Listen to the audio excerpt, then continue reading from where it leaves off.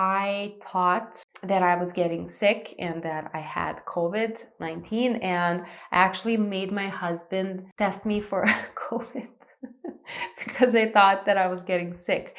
Hi guys, welcome back to my channel. So in today's video, I will be doing a review on this product called Nivea Sun Anti-Age Q10 sunscreen. This is SPF50 plus it has UVA protection. And now before I start with reviewing this product, I just want to emphasize that there are two different names for this product on the market. So apparently I found Anti-Age Q10 sunscreen and Anti-Age plus Anti-Pigment Q10 sunscreen, both by Nivea. And they have exactly the same ingredients. I checked, and just in some countries it is called Anti-Age, and in other countries the same sunscreen is called Anti-Age and Anti-Pigment. Not sure why they did that, but just so you know before I start with the review that these two are the same product. So I will probably include both keywords in my title because it's the same product. Anyways, without further ado, let's start with the claims. So Nivea claims that this sunscreen is moisturizing and anti-aging, and it prevents and fights the appearance of sun-induced fine lines and wrinkles. So it's not claiming to reduce wrinkles completely, it's actually preventing them. And I like this claim because this is a trustworthy claim. It's not promising something that it cannot deliver. I like that claim. Anyways, this is SPF50 and it provides you with broad spectrum protection, which means that you have also UVA protection in the sunscreen, and the UVA protection is 1/3 of the claimed UVB protection, and that is SPF50. And this sunscreen is meant for dry and normal skin. Okay, now let's move on to the ingredients, and the lighting keeps changing as I talk. Sorry, I'm using natural lighting today, and that's what happens when I use natural lighting. Anyways, so let's talk about the ingredients. These are the UV filters that are included in this sunscreen. So we have homosalate, avobenzene, ethylhexyl salicylate, dinosorb S, Juvenol T 150, and ansulazole. And the last one is Juvenol A+. And this is a new generation UVA filter that provides a photostable UVA protection. If you know me, if you know my channel, you know how much I emphasize the importance of good UVA protection in a sunscreen and the importance of good UVA filters, because UVB filters are not a problem. We have enough UVB filters, but we don't have as many UVA filters on the market that are photostable. So that's why I always like when I see that there's a new generation UVA filter included in a sunscreen. So this is a surprise to me too. I wish that this UVA filter was included in the anti-pigment sunscreen. If you watch that review, then you know that, that it wasn't included in that sunscreen. If you're interested in watching that review, I will put it right here. So anyways, I love that Nivea is putting in effort to improve the UVA protection in its sunscreen. So yeah, moving on to other ingredients that are worth mentioning in the sunscreens. The ingredients that are listed as actives here are licorice extract, Q10 coenzyme, and glycerin. So as you know already, or if you don't know already, glycerin is a humectant / moisturizer, and this ingredient is great for dry skin types. Then we have licorice extract. Licorice extract has skin brightening properties, and coenzyme Q10 is an antioxidant.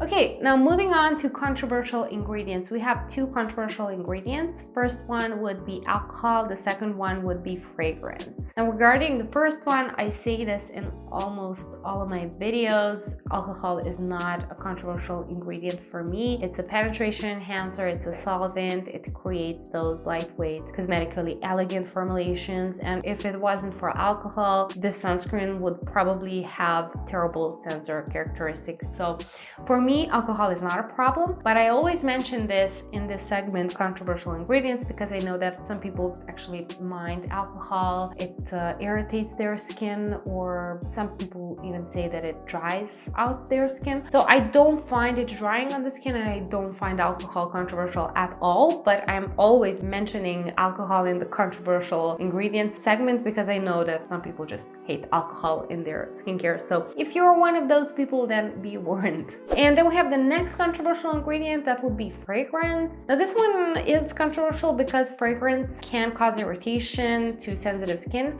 and yeah, I always mention fragrance because fragrance can be tricky. Even when you use heavy actives like retinoids or something that is increasing your skin's sensitivity, you will probably react to fragrance. Okay, now let's move on to demo application and how this sunscreen feels on the skin. This sunscreen has amazing sensor characteristics. It spreads out easily. It's very moisturizing. This is like 2-in-1 moisturizer and a sunscreen. It leaves no white cast and it moisturizes the skin really, really well. So right after application, my skin is left feeling very soft, very well moisturized, and I love that. And I think that this sunscreen is going to be great for dry skin types.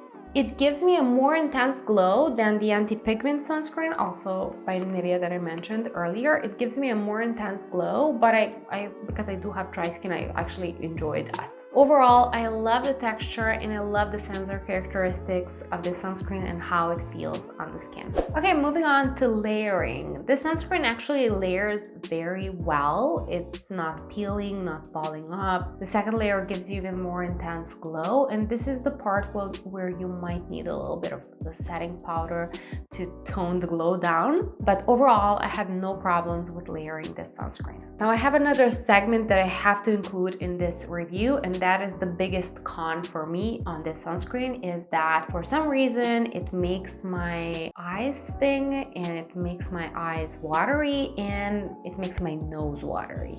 And that is just when I apply it on my face, not when I apply it around my eyes. I did not even try to apply it around the eye area. So for some reason, this is irritating me so much that I thought that I was getting sick and that I had COVID-19, and I actually made my husband test me for COVID.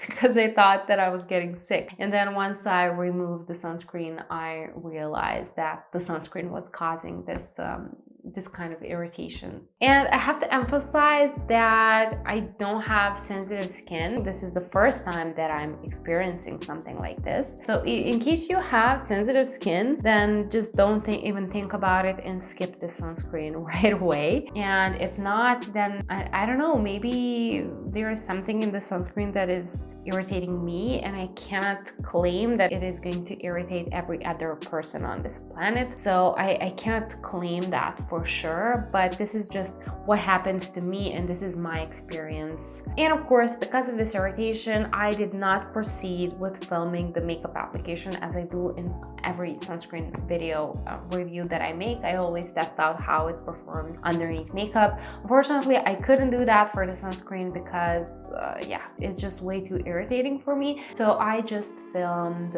a demo application for you guys for this video, and then I removed it right away. And let's move on to the final verdict. Okay, so even though I really love sensor characteristics of the sunscreen, it really spreads out easily, it leaves no white cast, it moisturizes the skin very well, and I love that it has Uvinol A+, a new generation UVA filter. I love that as well, but unfortunately, because of the strange irritation that it is causing for me, I just cannot use it. So I want to recommend it, but I can't.